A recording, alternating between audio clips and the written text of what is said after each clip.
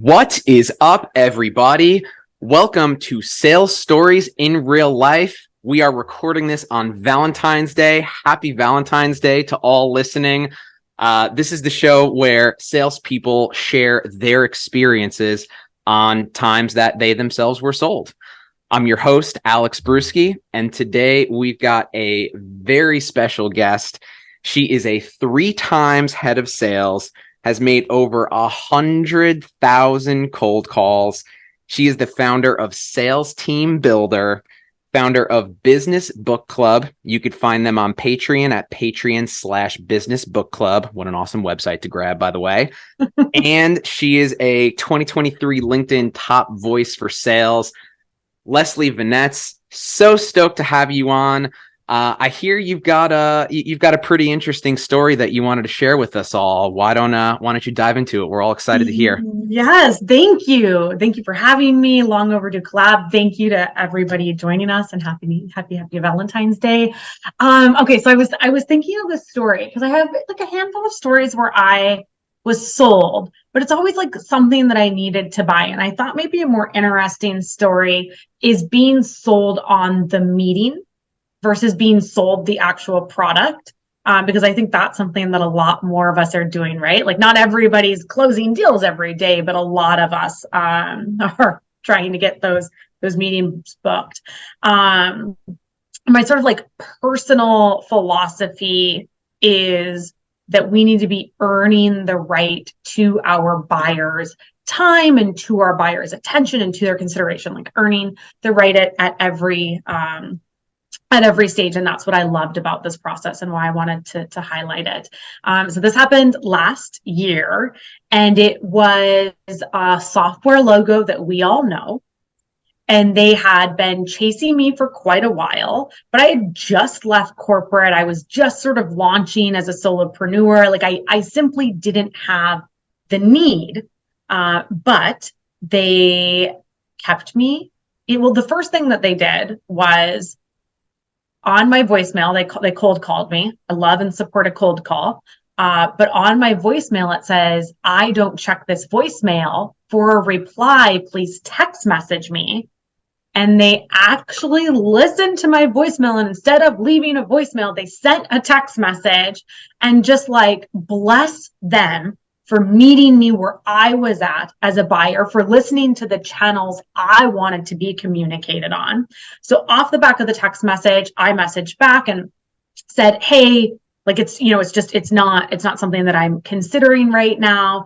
Instead of trying to bully me into the meeting, or on the other side, instead of just like disappearing completely because I said the timing wasn't right, the rep, who was an SDR, right? This isn't an AE, an SDR, kept in touch with me, reached out when they saw that I was going to SaaStr, like gave me the booth number, said, hey, we have some swag. I won't be there, but XYZ person will be there. I'll let them know that you're going to stop by.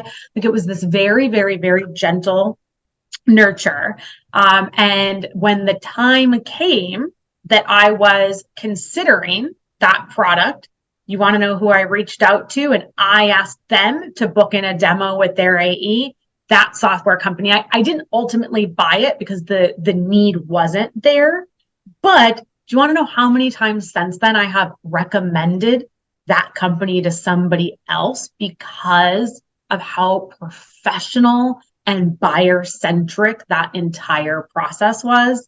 So it's not a story of me actually being sold a product and purchasing it, but I think a really lovely demonstration of me being sold on the idea of learning more, me being sold on the idea of giving my time and attention to consider the product. So that's it. Leslie, I love this so much. I'm actually realizing as you were saying that, I forgot to say the episode number at the beginning. So this is episode 31, and you are the one episode out of 31 that talked about being sold on a meeting. And we actually didn't even talk about this pre-show. So I just found out about this on the fly. This is so awesome because, to your point, especially now, right, February 2023, let's be real, not a lot of deal closing going on out there. And so let's just start by saying, first and foremost, if you schedule a meeting with an ideal buyer and it turns out to not be a fit, that is a perfectly fine business outcome. somewhere somebody else probably cold called you and had you in all sorts of sequences and never got the meeting, and who could have knows how much time got wasted, right? They met you where you were, excuse me. So let's actually start there, because I thought that was really fascinating, because you're obviously going to have some people that say, don't ever text me. It's an infringement on my privacy, right? The whole 9 yards. And for you, you were really stoked about that. So, I mean, like, what would you say to the importance of meeting your buyer at where they're at, knowing that not every buyer is at the same place? Yeah, paramount. Like paramount both in terms of channels as well as in terms of timing. Like I think the timing one is maybe a little bit more obvious. Like if somebody doesn't have a need at this time, or they have a really regimented budget cycle and they don't start considering the purchase for a few months, like I think that's a bit easier for reps to conceptualize, because they can go mark the task. Like, just mark it right up. But I think what is maybe even more important, and I think this will only grow in importance, Alex, is taking a multi-channel approach. And what I've seen, like as PLG and as inbound and social selling has really exploded, that folks will really pride themselves on, I only sell on LinkedIn, or and it's such a seller centric and like very old school way of thinking. Like, that's great that you love selling on LinkedIn. Build your sequences around that strength, but don't make that the only avenue that you're giving a buyer to reach you. So I advocate for at least a 3-channel approach. So usually, email, phone, and a social. But what I really loved about what this rep did, and every single rep that has ever text messaged me, I have replied to. I haven't met with all of them, but I have at least replied and given feedback or a follow-up to every single one of them.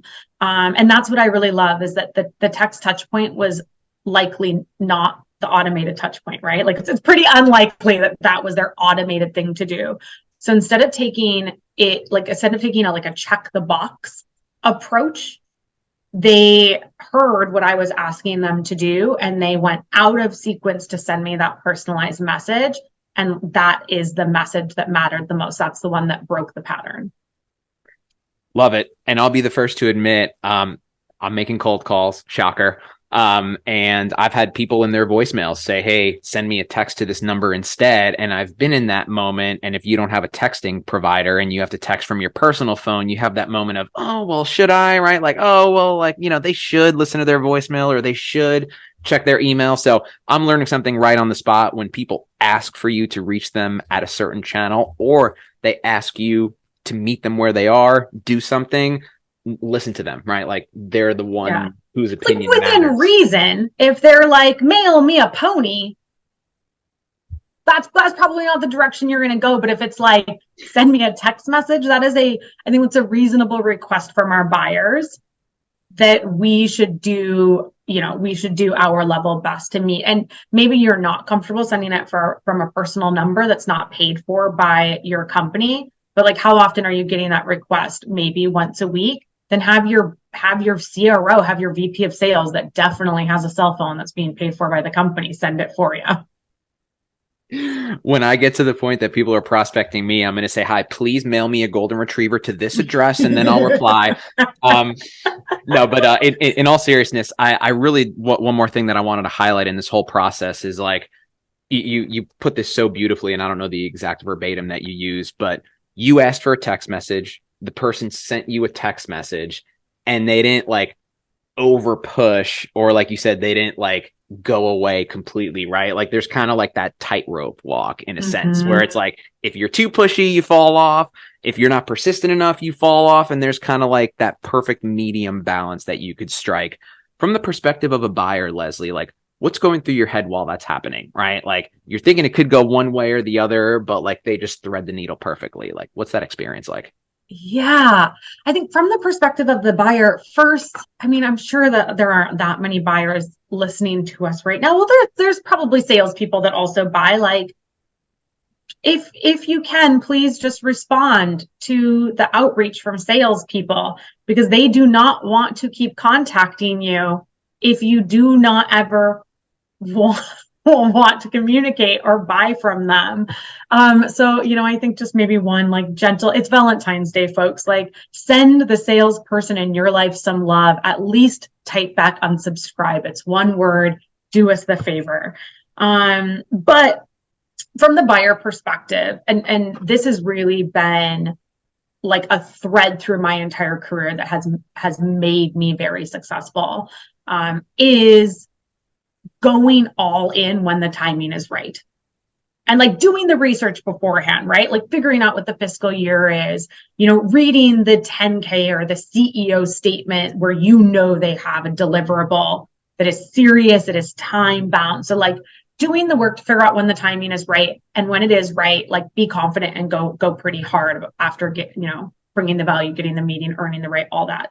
But if you're not quite right what the timeline is, understand that you are going through that process of making the deposits, of being relevant, of being valuable, of getting the credibility to deserve that response, even if it is unsubscribe, I suppose. But like, I don't know, Alex, I feel like, and this is not the fault of the SDRs, it's usually the fault of the leadership.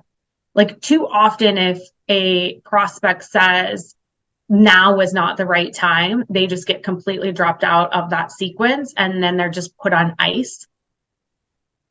And what I've had a lot more success with is creating low touch nurture campaigns that are just 3 weeks later, here's a webinar that I thought might be relevant to you. 5 weeks after that, like here's a report we just released. 4 weeks after that, like just staggered random nurture touch points that are full of deposits and not asks, so that when the timing is right for me to either reach out to you and ask for a meeting, which is what happened in the story I shared, or for them to be considering multiple vendors, and for you to be able to be really confident saying, hey, I feel like I have earned the right to be considered. I love a low touch, heavy deposit nurture campaign. I love that. We are going to turn that into a sound clip. That was so freaking awesome. Go all in when the timing is right, because it doesn't happen very often. Let's be real. Let's stick to that theme of B2B sellers, because large part of folks who are listening are B2B sellers. What would be the biggest takeaway that you would give to them, Leslie? And particularly, let's stick to the meeting theme of like, how can you be providing deposits pre-meeting, post-meeting, searching for the meeting? What's your, what's your kind of soapbox moment here for our B2B sellers? Okay, so specifically on deposits, because I think this is something that people get really wrong. A deposit has to be something they want. And I know that sounds so obvious, but too often, and I'm sure that folks are seeing this in their email and their LinkedIn inbox, I'll have somebody that sends me the same link or the same sort of variety of content over and over and over again. And I never reply to it, and I never click on it, and I never go to the thing because it is wholly irrelevant to me. But then they still follow up with the well, I've sent you 4 deposits. You should meet with me. Like, what? If the free stuff you were giving me wasn't worth the energy of clicking on it, what makes you think I would want to learn more? So I feel like that is obvious, but needs to be explicitly stated. And then I would say the knock on for that is that even when you do get it right and you are providing deposits that are both relevant and valuable, make it as easy as possible for the prospect to digest. And what I mean by that is, if you send them a 8-page report, say, like, that's fine, send them the whole deposit, but afterwards say, make sure to take a look at page 3 based on your CEO statement, your recent LinkedIn post, whatever it is. I think that's going to be most valuable to you. Like, just make it as easy as possible for them to get the value that you want to deliver. That is such good advice. I mean, gosh, nobody wants to, read your Moby Dick novel, but if you go ahead and provide them a SparkNotes version, or say, hey, if you scroll to page 3, the first half of the page, I think you would really enjoy that. And then maybe, who knows, maybe they'll go and read the whole thing. Maybe they won't, but at least you've not only shown the effort to curate what they care about, but you've also just gone that extra step that most people won't go. Leslie, this has been freaking awesome. So overdue, as you mentioned. I'm really, really glad that we got to do this. And I'm so glad that somebody came on and talked about selling a meeting, because that could not be more relevant in today's day and age. I know that you've got a lot that you're working on. You're founding things left and right. You've got groups, you've got communities. Why don't you go ahead and take a moment and plug with the audience? Where can they find what you're up to? What are you up to? Yes, thank you. Thank you so much, Alex. Find me on LinkedIn. I'm creating there every single day. I still create a lot on TikTok at Sales Tips Talk if you prefer video. I also just do a lot of funny stuff there that I don't really bring to link. I bring a lot more of myself to TikTok. So if you're looking for that side of Leslie, hit me up there. And you mentioned my business book club. Thank you for that. Super excited building that micro community on Patreon /business book club if folks want to level up their business acumen throughout the year. Love it. Find Leslie on TikTok. Find Leslie on LinkedIn. She's a hoot. She's as sharp as a tack. The business club sounds business book club, excuse me, sounds absolutely incredible. Great resource for anyone listening to take a listen to. If you are still listening, we appreciate you so much. Sending you a whole bunch of love today. Leslie, this has been so freaking awesome. Thank you again. Sales Stories in Real Life fam. Till next week. Cheers.